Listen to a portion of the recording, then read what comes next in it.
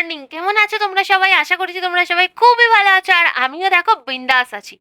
তো সকালবেলা ঘুম থেকে উঠে পড়েছি, মা, আমি আর বাবা তিনজন মিলে। মা এদিকে দেখো আমাকে কি দেখাচ্ছে, লক্ষ্মী ঠাকুর এনেছে আমার জন্য একটা। তো সেটাই দেখাচ্ছে। হ্যাঁ হ্যাঁ, বলছি কি, কোথা থেকে এনেছে না এনেছে সবটাই তোমাদের সাথে আমি শেয়ার করবো। তো দেখো সকালবেলা ঘুম থেকে তো উঠে পড়েছি, উঠে পড়ে বাবা, আমি আর মা তিনজন মিলে গল্প করতে বসে গেছি, চা হাতে নিয়ে। তো চাও খাচ্ছি আর এদিকে গল্পও করছি। আর মা আমার জন্য কি এনেছে না এনেছে সেটাই আমাকে এখন খুলে খুলে দেখাচ্ছে। মারা গেছিল কিছুদিন আগে বৃন্দাবন, মথুরা, এই সমস্ত জায়গায় ঘুরতে গেছিল। তো সেখানে থেকে আর কি আমার জন্য কি কি এনেছে সেইগুলোই আর কি আমাকে বার করে দেখাচ্ছিল। যেমন একটা সিঁদুর কৌটো এনেছে, আর ওই লক্ষ্মী ঠাকুরটা এনেছে, আর একটা ব্যাগ এনেছে। তো এই যে এই ব্যাগটা এনেছে আর কি, এই ব্যাগটা আমার জন্যই মা কিনছিল, ওখানে ভিডিও কলিং করে দেখিয়েছিল আর কি বৃন্দাবন থেকে। তো আমি বলেছি আমি নেবো না, তুমি নাও। তো মা এটা নিজের জন্য এনেছে, আর আমার জন্য ওই দুটো জিনিস এনেছে।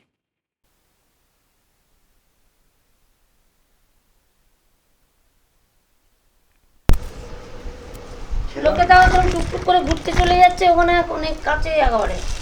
এতে গেলে হয় না, এবারে ভাবছি এতে যাবো। কোথায়? সাগরে। গঙ্গাসাগর নাকি গরমে গঙ্গা সাগরে ওই সময় গেলে হবে না, অসময় গরমে যাবো না। শীতকালেই যাবে, অন্য সময় মানে যেদিনকার সাগর সেদিন গেলে হবে না, সাগর হয়ে গেলে গেলে ভালো।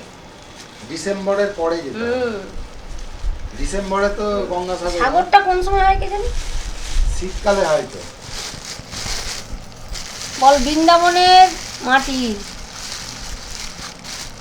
মারা বৃন্দাবন গেছিল, বৃন্দাবন থেকে মাটি এনেছে।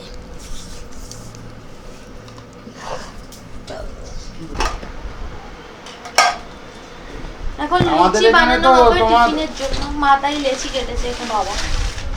এখন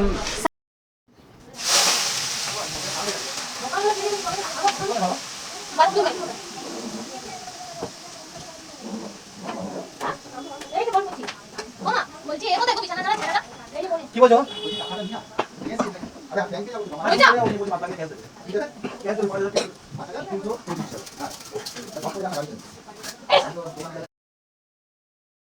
মা ওদিকে টিফিনটা তৈরি করছে, আর আমি এদিকে দেখো বিছানা টিছানা সব তুলে আর কি, বাসি বিছানাগুলো তুলে ঝেড়ে ঝুড়ে একদম পরিষ্কার করে দিচ্ছে। আর এই বিছানায় মা আর বাবাই আর কি ঘুমোয়, তো মায়েদের বিছানাটাই ঠিকঠাক করে দিচ্ছিলাম। পায়েসটা একটু অন্যরকম করার চেষ্টা করেছিলাম, কিন্তু আনিয়ে না কিছু সেই গলে গেছে। বলে গেছে, বলবে না, অত সারাদিন থাকে না, রাত তবুও বিকেল পর্যন্ত ছিল। ক্রিম আছে, তারপর কি আরো তো বাটি আইসক্রিমও তো আছে দেখলাম, কার কার হয়েছে, আমারটা আমি কিনি। ওগুলো এই ফ্রিজে থাকে না, না বলে। আমি তারপরে বিছানা টিছানা তুলে এখানে খেতে বসে গেছি। মা বললো তুই টিফিনটা করে নে, আবার যেহেতু বাড়ি যাওয়ারও একটা ব্যাপার আছে, তো তাড়াতাড়ি দুপুরের লাঞ্চটাও করতে হবে, তারপর আমরা বেরাবো আবার রেডি সেডি হয়ে। তো মা বললো টিফিনটা করে নে। আর মা এদিকে দেখো ফুলকো ফুলকো লুচি আর আলুর তরকারি দিয়েছে। আমার কিন্তু হেভি লাগে সকালে যদি ফুলকো ফুলকো লুচি আর আলুর তরকারি এরকম যদি একটা টিফিন হয়। তো মানে আমি ভীষণ ভালোবাসি আর কি লুচি আলুর তরকারি খেতে। তোমরা কারা কারা আমার মতন এরকম লুচি আলুর তরকারি খেতে ভালোবাসো কমেন্ট করে জানিও। তবে কিন্তু ফুলকো হওয়া চাই লুচিগুলো। যদি ফুলকো লুচি না হয় আমার কিন্তু ভাল লাগে না।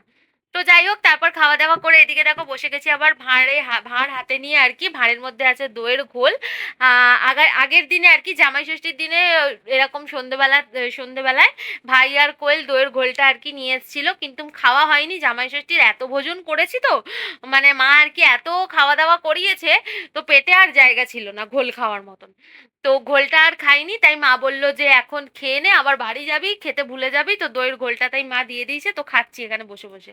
আর মাও ছিল, কোয়েলও ছিল, গল্প গুজব করছি। আর মা সেদিকে না বিয়ে বাড়িতে আর কি কিছুদিন আগেই তো মাসির মেয়ের বিয়ে গেছে, তো সেই সমস্ত কাপড় টাপড় গুলো আর কি সব দোকানে মানে ইস্ত্রি পালিশ টালিশ করতে দেবে, তাই মা সব বার করছিল। আর আমি এদিকে দেখো তোমাদেরকে দেখাচ্ছিলাম আলমারি যেহেতু খুলেছে মা, তো আমার বিয়ের বেনারসিটাও বেরিয়েছে আর কি। তো দেখতে পেয়েছি, তো তোমাদেরকে তাই দেখাচ্ছিলাম যে দেখো এইটা হচ্ছে আমার বিয়ের বেনারসি। আমার বিয়ের বেনারসিটা কেমন তোমরা কমেন্ট করে জানিও। তো এটা পরেই আমি বিয়ে করতে বসেছিলাম। তো এটা সেই বিয়ের দিনেই পড়া, আর তারপর পড়া হয়নি, তাই বার করে একটু দেখছিলাম আর কি। আবার নেক্সট কার বিয়েতে পড়া পড়া যায়, তো যেহেতু পড়িনি আর এই বেনারসিটা। তো তারপর দেখো মায়ের জন্য যে জামাই ষষ্ঠীতে পলা বাঁধানোটা গিফট করেছি মাকে, তো মায়ের হাতে আর কি পরিয়ে দেখছিলাম, কারণ মায়ের হাতে হবে কি হবে না, মা কালকে থেকে আর পরে উঠতে পারেনি পলাটা। তো মাকে বলেছিলাম মা পরে দেখো হাতে হবে কি হবে না, কারণ আমি তো একটা আন্দাজ অনুযায়ী নিয়ে গেছি। তো সেই কারণেই আর কি, যদি চেঞ্জ করতে হয় তো যেহেতু বাড়ি চলে আসবো তাহলে নিয়ে চলে আসবো, চেঞ্জ করে নেব। তো মায়ের হাতে মোটামুটি হয়েইছে, আর মাকে খুব ভালোও লাগছিল পরে। ঠিক আছে, জামাতে পড়লে ভালো লাগছে? ঢুকে যাবে না। ছুরি বের করতে পারিস না, অন্য টেনে মারিস কোথায়? কেটে যাবে রে। দুদিন পর ছুরি বের করে আস্তে আস্তে বের করতে হয়। হুম।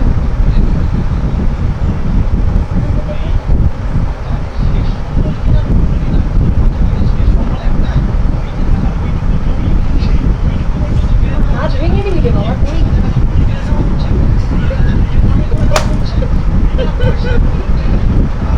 না, চুলটা হাত ভেঙে দিবি ঠিক আছে।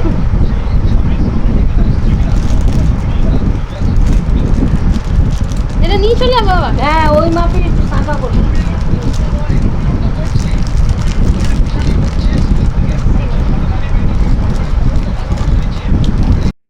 তো মায়ের পলা বাঁধানোটা এতটাই পছন্দ হয়েছে, মা বলল ওই মাপেরই একটা শাঁখা বাঁধানো কিনবি আমার জন্য। তো তাই জন্য মা আবার ওটা আমাকে দিয়ে দিল আর কি, ওই মাপের যাতে নিতে পারি। তো তারপর দেখো স্নান টান করে চলে এসেছি, মা এদিকে খাবার দাবার গরম করছে আর কি। তো আগের দিনে মা এতই রান্না করে ফেলেছে, তো দেখো কত খাবার বেঁচে গেছে। তো তাই মাকে বলেছিলাম মা কিচ্ছু রান্না করো না, যেইগুলো আছে সেইগুলোই শেষ করব, কারণ মাছ ছিল, খাসির মাংস, ডাল, মানে যা রান্না করেছে সবই ধরা ছিল। কারণ আমাদের বাড়িতে 4 জন মাত্র খেয়েছি, ভাই আর কোয়েল তো ছিল না, ওরা ওদের শ্বশুর বাড়ি চলে গেছিল। তো সেই কারণে আর কি এত রান্না কে খাবে বলো, আর আমাদের তো একটু একটু সব খাই আমরা। তো সেই কারণে অনেক খাবার বেঁচে গেছিল, তো মা ওই সবই গরম করছিল, দুপুরে খাওয়া দাওয়া করে নিচ্ছিলাম আর কি ওইগুলোই। নে নে, লেট হয়ে গেছে, ঠিক আছে নে, লেট হয়ে গেছে। হুম, ঠিক আছে।